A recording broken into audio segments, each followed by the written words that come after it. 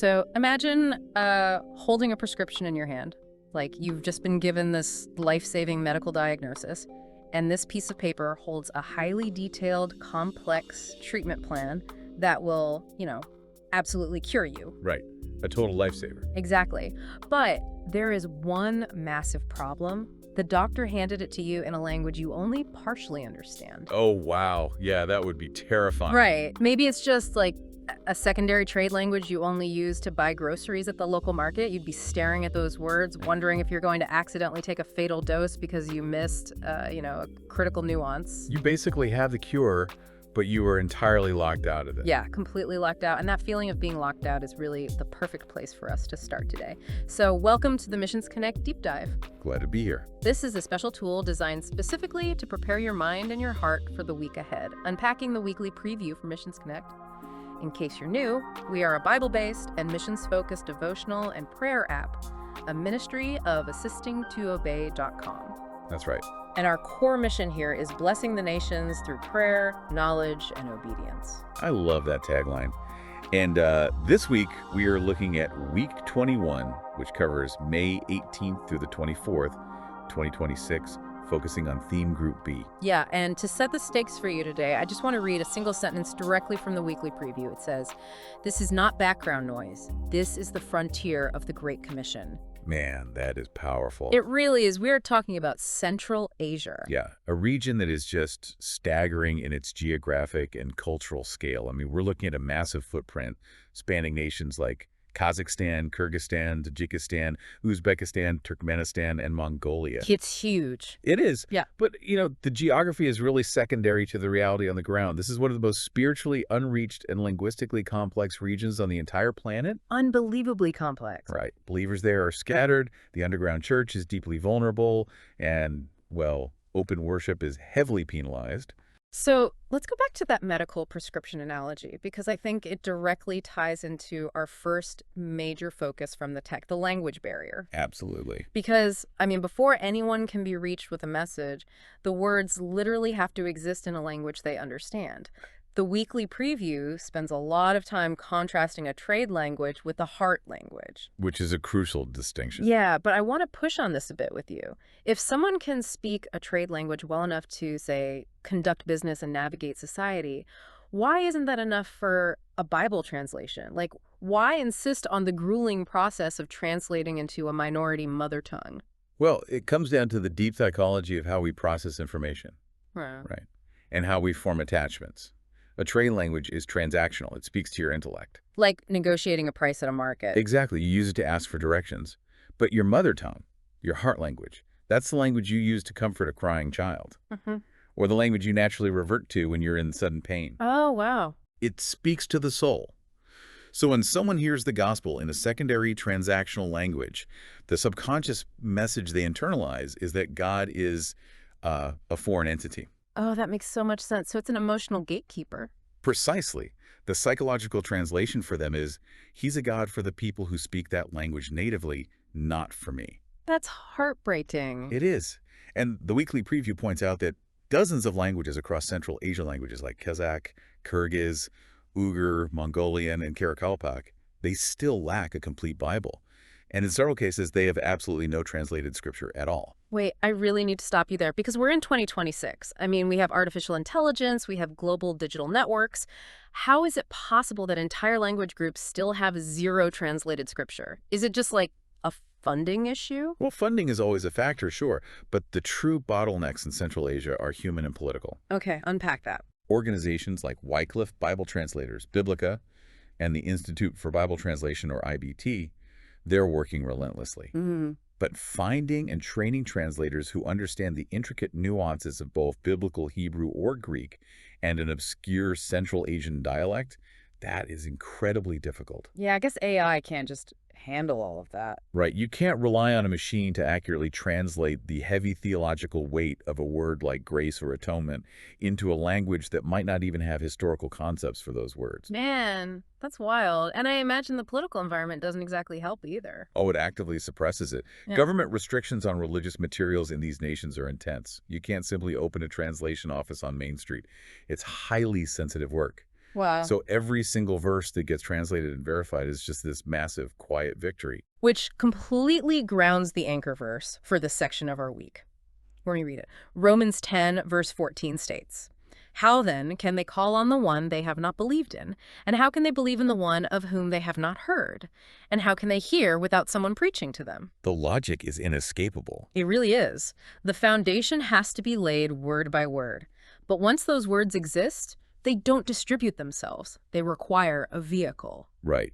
And this is where the dynamic completely shifts. Exactly. Now, anyone listening to this deep dive is probably very familiar with the concept of closed countries and the need for covert workers. Like, we know the days of standing on a street corner handing out tracts are largely over in regions like this. Oh, definitely over.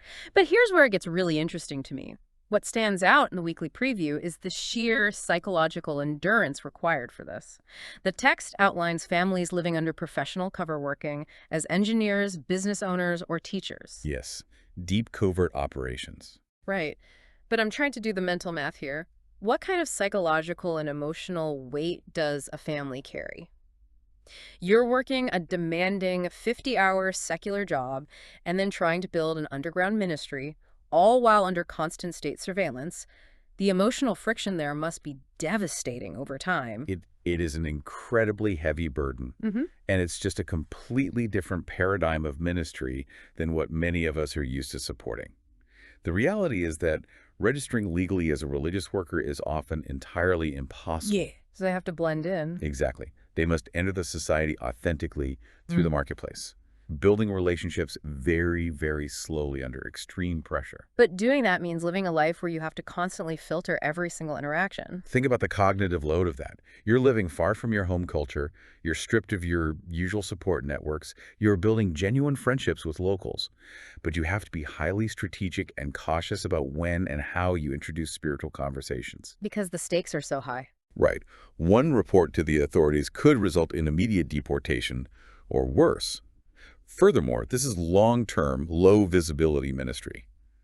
A worker in Central Asia might labor for a decade without seeing a single tangible conversion. Decades without seeing visible fruit. I mean, the temptation to view yourself as a failure has to be overwhelming. It takes a toll. And the weekly preview specifically highlights the need to pray for the emotional health of these families, particularly the children. And that's an angle we really don't discuss enough. What does it actually do to a child to grow up in that environment? It creates a highly complex upbringing. I mean, these children are carrying the weight of their parents' calling, often without the maturity to fully process it. Wow, yeah. Imagine being an 8-year-old and having to remember that you can't sing certain Sunday school songs at your local school, or having to lie by omission to your best friends about why your family actually moved to Uzbekistan. That is heavy for a kid. Very heavy. The pressure to maintain the family's cover can lead to intense anxiety and isolation for missionary kids. That reframes the entire concept of sacrifice for me. The workers aren't just risking their own safety, they're leveraging their children's formative years. It gives profound context to the grounding verse for this section, which is 2 Corinthians 4, verse 1. Oh, yes. It says, "Therefore, since through God's mercy we have this ministry, we do not lose heart." You only need a command to not lose heart when the environment you are in is actively trying to crush your spirit every single day. Exactly. The spiritual exhaustion is a daily reality. But, we have to ask why. Why is the surveillance so pervasive?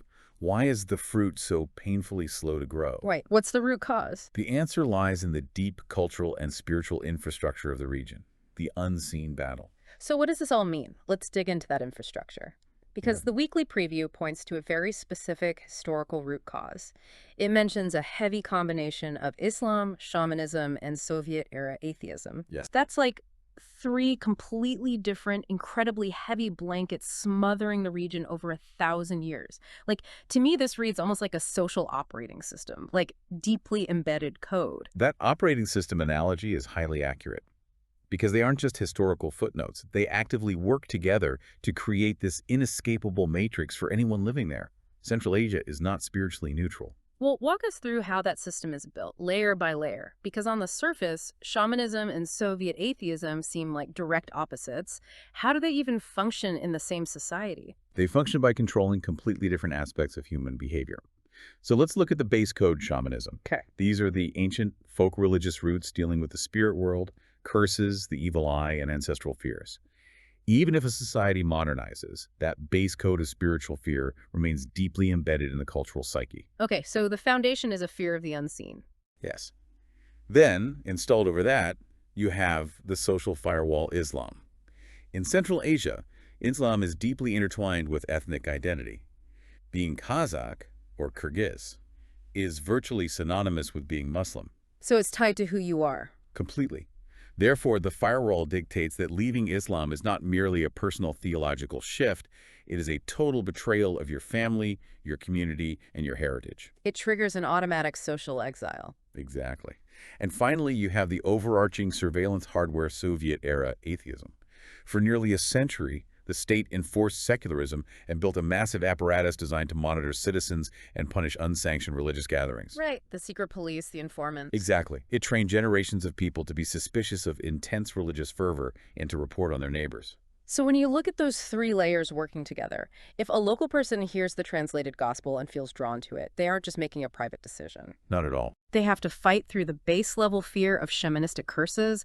They face the immediate threat of being disowned by their family because of the Islamic firewall, and they risk the legal crackdowns inherited from the Soviet surveillance hardware.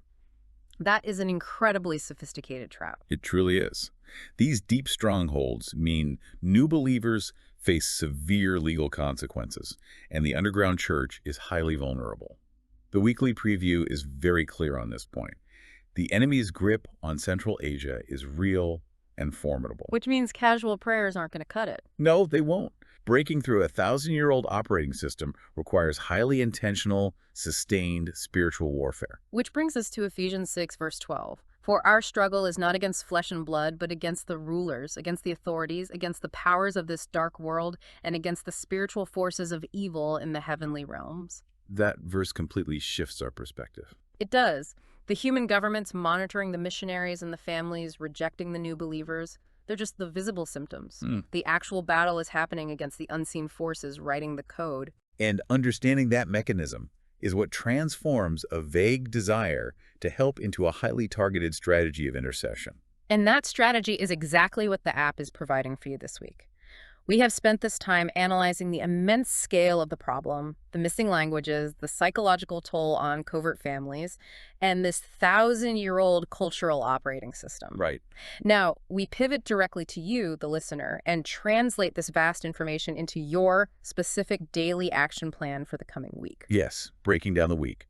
The weekly preview structures the prayer journey deliberately, moving from the foundational needs to the active conflict. Give us the layout. So, Monday and Tuesday focus entirely on the Bedrock Bible translation, praying for national translators and the physical protection of the manuscripts. Okay, so establish the word first. Exactly. Then Wednesday and Thursday shift to the messengers carrying that word, focusing on the emotional health and divine appointments of the missionaries. I love that. Praying for their joy and wisdom. Right. And then Friday and Saturday take the fight directly to the strongholds, praying for the secret underground church to find community and boldly emerge. And finally, Sunday is designated as a day to respond to what God has stirred in you over the week.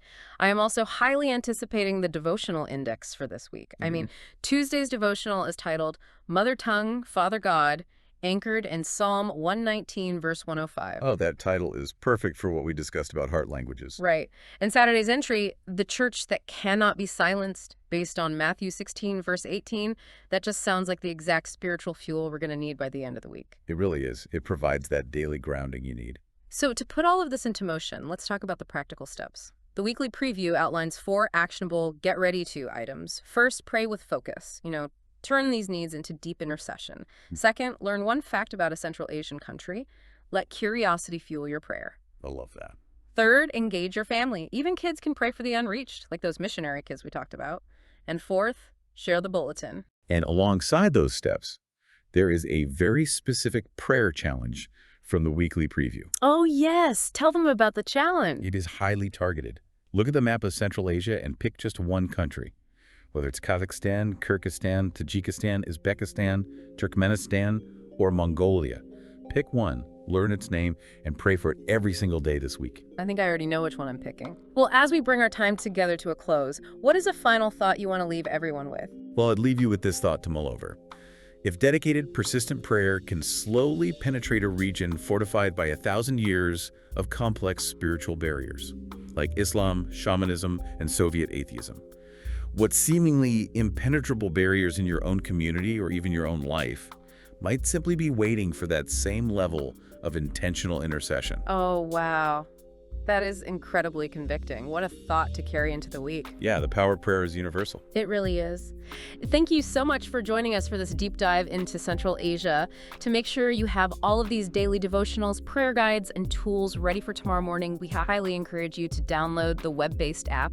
Yes, definitely get the app. You can do that simply by clicking the link in the description or by visiting assistingtoobey.com. Also, we warmly invite you to watch the Monday Meet video every week. It's a great time. It really is.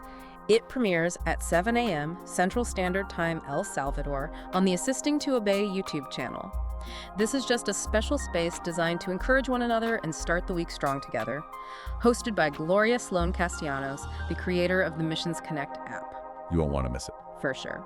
And of course, please follow the Assisting to Obey social media channels on Instagram, Facebook, and YouTube. Thank you again for preparing your hearts and minds with us today. Have a powerful, prayer-filled week.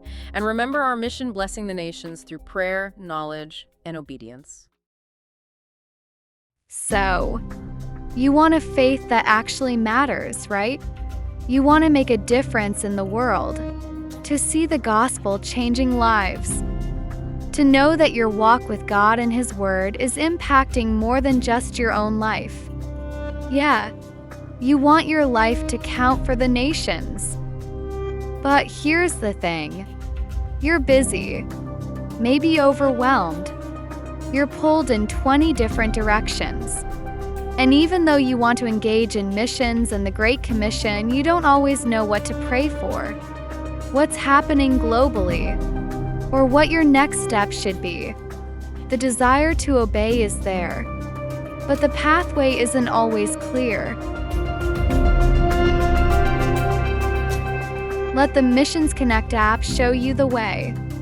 Every day, you'll get a missions-focused devotional with a simple, practical action step and an option to share with the